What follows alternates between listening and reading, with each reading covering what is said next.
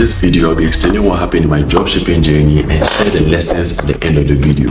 So for almost 2 years, I was occasionally watching YouTube videos and dipping my feet in it here and there as and when. I was hoping that this new dropshipping project I was about to embark on will give me enough money to become the next Jeff Bezos or something. So for those who don't know, dropshipping is basically a business model where you are literally a middleman between a supplier, a manufacturer, and a customer. So what you do is you create a website which looks very good and convincing enough for people to buy through. So they see a product on the website and they're like, this is good, I like it. Then they pay with their credit card details and stuff. And you then send the product from the supplier to them without actually getting hold of the product. So basically, you're a middleman selling a product you haven't really held or you don't have to people you've not met before who decided to buy from you because they trust the brand and because they like the website. The goal was to use as little to no money as possible and to use social media content creation to generate leads or to bring in new customers. So the plan was to post frequently on TikTok and Instagram Reels because those two platforms seem to be very up when it comes to generating leads from social media. So on the first day, I decided to watch some videos from overcame, Jordan Welch, Bia Hazer, and make killer notes on what I have to do so that I don't make any mistakes. I knew that if I wanted to find products on TikTok, which is a good way of finding products, what I had to do was go to the search bar and type Amazon Finds, TikTok Made Me Buy It, or Beauty Tools. And I'll get a wide range of products that are trending on TikTok and people are interested in. I also had to go to the TikTok Creative Center and also go to AliExpress top performing niches and top performing products so I can look through and rank them and find the one that seems to be doing very well and then proceed to sell it. Fast forward, after picking a product which was a sleep band headphone, I decided to progress on this journey. So what happened is I faced so many challenges. If I were supposed to explain them to you or break them down to you one by one, I wouldn't finish. There were so many. There was a problem with the website itself and attaching the domain to the store. I had to contact Shopify, which was the website company I was using. I had to contact GoDaddy, which was the domain company I was using. I had to be communicating with both of them at the same time on their support systems so that I could communicate between both of them and try and find a way to solve this problem all together because I didn't have time and I didn't know what to do. So I had to literally just talk to the GoDaddy support system, listen to what they say, go and tell Shopify, ask Shopify a question, listen to what they say, go and tell GoDaddy. It was crazy. Finally, when I was able to get that sorted out, another problem just came out of nowhere. No! God, please, no! No!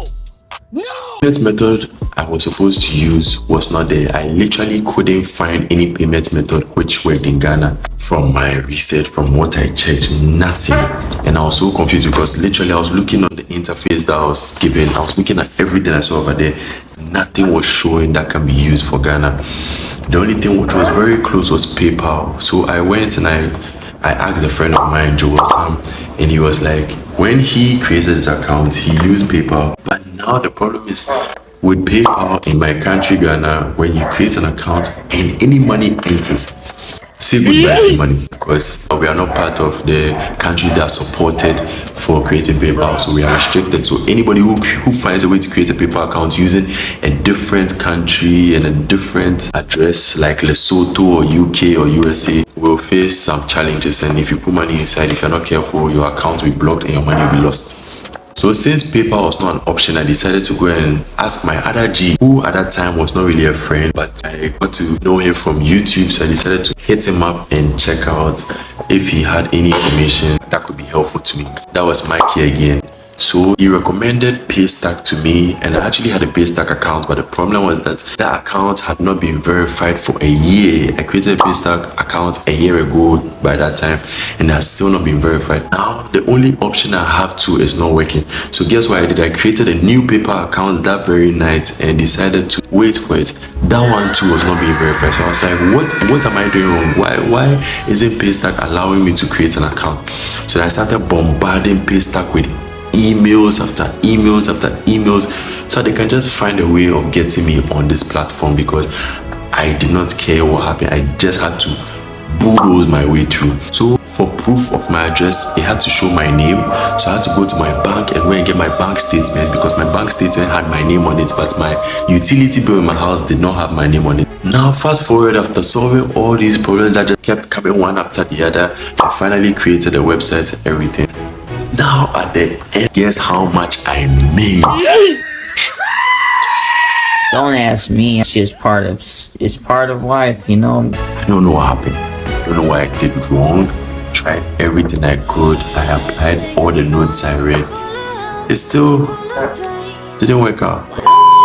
I mean, I was asking myself, was it that the product I chose to sell was a terrible product, or it was saturated and too many people were selling it, or my website was not good? And then I realized it was my content that was trash, because I found other dropshipping stores that had way less quality of websites but better content. And obviously, since content creation is one of the major 5 ways of acquiring customers, that was a very important thing I had to pay attention to, which at that time I didn't know. I realized that I didn't make any sales because my content creation skills were very low, and it taught me a big lesson. Now let me share what I learned from this whole situation with you. 3 things. First of all, have a good network of people in your niche in the finance community, because I did all the research I had to do.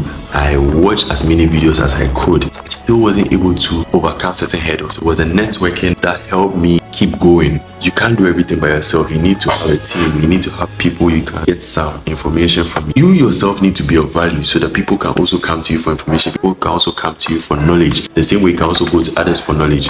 Second thing I learned was that you have to keep pushing, because if I didn't keep pushing, if I didn't keep trying, I wouldn't have even reached the point where I can say I know exactly what to do. I just have to improve on my skill. I wouldn't have been able to say that. I would have just been like, why don't you know how to dropship?